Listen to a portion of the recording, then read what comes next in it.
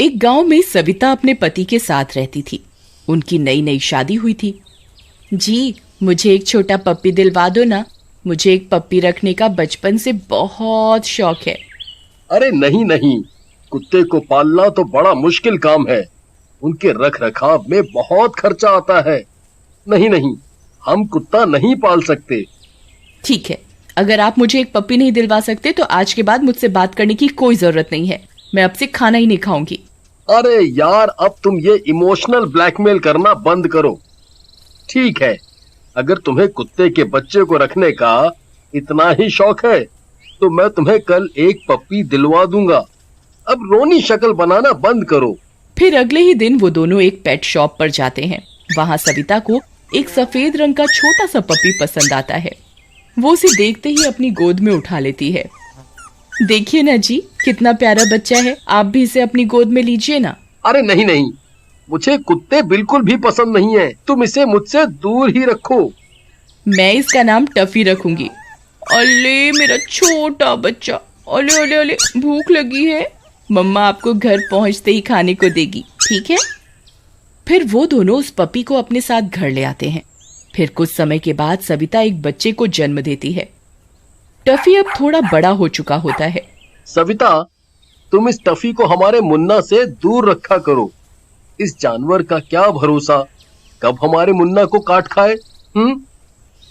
अजी, आप इसकी फिक्र मत कीजिए। मैं जानती हूँ टफी हमारे मुन्ने को अपनी जान से भी ज्यादा चाहता है। ये इसे कभी कोई नुकसान नहीं पहुंचा सकता। सब कुछ सही चल रहा होता है, तभी गांव में एक बच्चा चोर चुड़ैल की अफवाह सामने आती है। एक चुड़ैल रोज रात को गांव में आती और खिड़की से झांक झांक कर छोटे बच्चे की तलाश करने लगती। एक दिन वो चुड़ैल किसी के घर में झांक रही थी। तभी एक गांव वाला वहां आ जाता है। चुड़ैल की पीठ होने की वजह से वो उस चुड़ैल को देख नहीं पाता। अरे तुम कौन हो? इस तरह घर में ताका झांकी क्यों कर रही हो? कहीं चोरी करने का इरादा तो नहीं है तुम्हारा? चुड़ैल उसकी बात का कोई जवाब नहीं देती। तभी उस गांव वाले की नजर उस चुड़ैल के पैरों पर पड़ती है। वो उल्टे होते हैं। ये देखकर उसकी हालत खराब हो जाती है। अरे मर गए रे, इसके पैर तो उल्टे हैं। ये मैं कहाँ फंस गया? चुपचाप यहाँ से निकल लेता हूँ, इसी में मेरी भलाई है। फिर वो गांव वाला वहां से दबे पांव निकलने लगता है। तभी चुड़ैल की नजर उस पर पड़ती है। वो तेजी से उसकी तरफ बढ़ती है और उसे गर्दन से पकड़कर हवा में उठा लेती है। अरे मर गया रे। अरे अरे चुड़ैल जी, मुझे माफ कर दो। मैं तो अपने घर की ओर जा रहा था। तुझे एक ही शर्त पर छोड़ूंगी। पहले मुझे ये बता, गांव में छोटा बच्चा किसके घर है जो 1 साल से बड़ा ना हो? नहीं नहीं नहीं नहीं चुड़ैल जी, इतना छोटा बच्चा तो हमारे पूरे गांव में नहीं है। ठीक है, तो फिर तू मेरे किसी काम का नहीं है। अब मरने के लिए तैयार हो जा। अरे रुको रुको चुड़ैल जी, रुको। अरे यार, अब क्या करूं? अगर इसे मुकेश के घर का पता बता दिया तो ये उसके बच्चे को जिंदा नहीं छोड़ेगी, और अगर नहीं बताया तो मुझे मार डालेगी। क्या करूं क्या करूं क्या करूं? जल्दी बता, नहीं तो तुझे मार दूंगी। फिर गांव वाला अपनी जान बचाने के लिए उस चुड़ैल को मुकेश के बेटे के बारे में बता देता है। चुड़ैल जी, अब तो मैंने आपको बच्चे के बारे में बता दिया है, अब मुझे जाने दो है? मुझे बहुत भूख लगी है, अब तू मेरी भूख मिटाएगा। नहीं नहीं नहीं। फिर चुड़ैल उस गांव वाले को मार डालती है और उसे खाने के बाद सीधा मुकेश के घर की ओर चल देती है। कुछ ही देर में वो उसके घर के बाहर पहुंच जाती है और खिड़की से झांकने लगती है। मुन्ना वहीं पालने में सो रहा होता है और टफी भी वहीं मुन्ने के साथ जमीन पर सो रहा होता है। तभी टफी को उस चुड़ैल की सुगंध आ जाती है और वो उसकी तरफ देखकर भौंकने लगता है।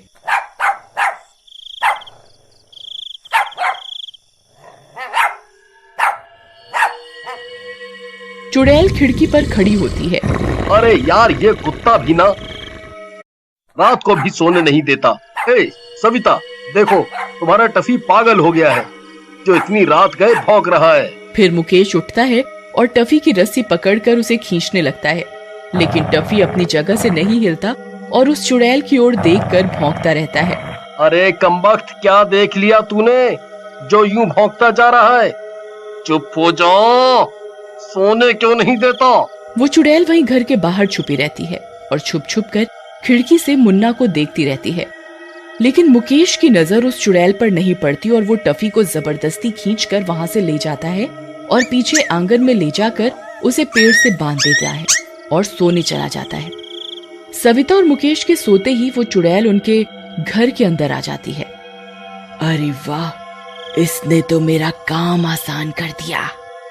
फिर वो चुड़ैल मुन्ना को उठा लेती है और अपने साथ ले जाती है। टफी को इस बात का एहसास हो जाता है और वो जोर जोर से भौंकने लगता है, लेकिन वो चुड़ैल मुन्ना को वहां से ले जाती है। फिर टफी के लगातार भौंकने की वजह से उन दोनों की नींद खुल जाती है। अरे यार, इस कुत्ते ने तो आज नींद ही खराब कर दी है। अरे क्या हो गया है आज तुझे? क्यों भौंकता जा रहा है? तभी सविता की नजर पालने पर पड़ती है। मुन्ना वहां नहीं होता। ये देखकर उसकी आंखें फटी की फटी रह जाती हैं। अजी, मुन्ना पालने में नहीं है, उसे कौन ले गया? फिर वो दोनों घर से बाहर निकलकर उसे हर जगह ढूंढने लगते हैं। मुन्ना, मुन्ना तुम कहाँ हो? हे भगवान, मेरे मुन्ना को कौन ले गया? उसकी चीख पुकार सुनकर आस पड़ोस के लोग भी वहां पहुंच जाते हैं। अरे मुकेश भाई, क्या हुआ? भाई, हमारे मुन्ना को कोई उठाकर ले गया है। अरे भाई, वो देखो, उल्टे पैरों के निशान। ये जरूर उस चुड़ैल का ही काम है। फिर वे सब लोग उन पैरों का पीछा करने लगते हैं, लेकिन कुछ दूर जाते ही वो पैरों के निशान घास में गायब हो जाते हैं। अरे ये निशान तो गायब हो गए। अब किस तरफ जाएं? वहाँ दूसरी तरफ वो चुड़ैल मुन्ना को लेकर रेलवे ट्रैक पर पहुंच जाती है और उसे ट्रैक के बीचों बीच रख देती है। अब मैं तेरी बलि इसी रेलवे ट्रैक पर दूंगी जहाँ मैंने अपना बच्चा खोया था। तेरी बलि देते मेरा बच्चा फिर से जिंदा हो जाएगा। फिर चुड़ैल मुन्ना को रेलवे ट्रैक पर बिठा देती है और खुद एक पेड़ के पीछे जाकर छिप जाती है और ट्रेन के आने का इंतजार करने लगती है। वहीं दूसरी तरफ सभी गांव वाले इधर उधर मुन्ना की तलाश में भटक रहे होते हैं, लेकिन उन्हें कोई सफलता हाथ नहीं लगती। वहीं टफी भी पेड़ से बंधा हुआ भौंक रहा होता है। उसे कहीं न कहीं एहसास हो जाता है कि मुन्ना की जान खतरे में है। वहीं दूसरी तरफ ट्रेन भी अपनी रफ्तार से मुन्ना की ओर बढ़ रही होती है। तभी टफी रस्सी को तोड़ने की कोशिश करने लगता है और रस्सी को जोर जोर से खींचने लगता है। कुछ देर कोशिश करने के बाद रस्सी टूट जाती है और टफी मुन्ना को सूंघता हुआ सीधा उसकी ओर दौड़ पड़ता है। अरे ये तो टफी है, ये कहाँ दौड़ा जा रहा है? ये कहाँ दौड़ा जा रहा है? अजी, ये मुन्ना को सूंघ सकता है, ये जरूर उसी के पीछे जा रहा है। फिर सब गांव वाले भी टफी के पीछे पीछे दौड़ पड़ते हैं और कुछ ही देर में रेलवे ट्रैक के पास पहुंच जाते हैं। वहां उन्हें जो दिखता है वो देखकर उनकी आंखें फटी की फटी रह जाती हैं। मुन्ना रेलवे ट्रैक पर बैठा हुआ होता है और सामने पीछे से ट्रेन उसकी ओर आ रही होती है।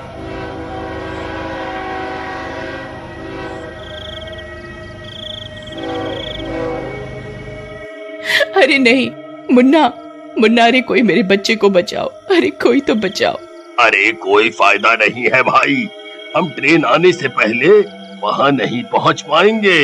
मुन्ना हमसे बहुत दूर है, हम इतनी तेज नहीं दौड़ पाएंगे। टफी, अब तू ही मेरे मुन्ना को बचा सकता है, जा टफी जा। तभी टफी अपनी पूरी रफ्तार से मुन्ना की ओर दौड़ पड़ता है। अरे जब हम इंसान कुछ नहीं कर पाए तो ये कुत्ता क्या कर लेगा? तभी टफी दौड़ता हुआ रेलवे ट्रैक पर पहुंच जाता है। ट्रेन बिल्कुल टफी के सामने पहुंचने ही वाली होती है कि टफी मुन्ना की तरफ कूद पड़ता है और मुन्ना को रेलवे ट्रैक से नीचे हटा देता है और ट्रेन आगे निकल जाती है। सब गांव वाले भागते हुए वहां पहुंचते हैं तो देखते हैं कि मुन्ना और टफी दोनों सही सलामत ट्रैक के साइड में बैठे हुए होते हैं। सविता मुन्ना को अपनी गोद में उठा लेती है। मेरा मुन्ना, तू ठीक तो है ना? अरे नहीं, ये क्या, इस कुत्ते ने तो मेरा सारा खेल ही बिगाड़ दिया। कोई बात नहीं, अगली बार मैं बलि देकर ही रहूंगी। फिर वो चुड़ैल गायब हो जाती है और एक बार फिर से वो बेजुबान अपनी वफादारी साबित कर देता है।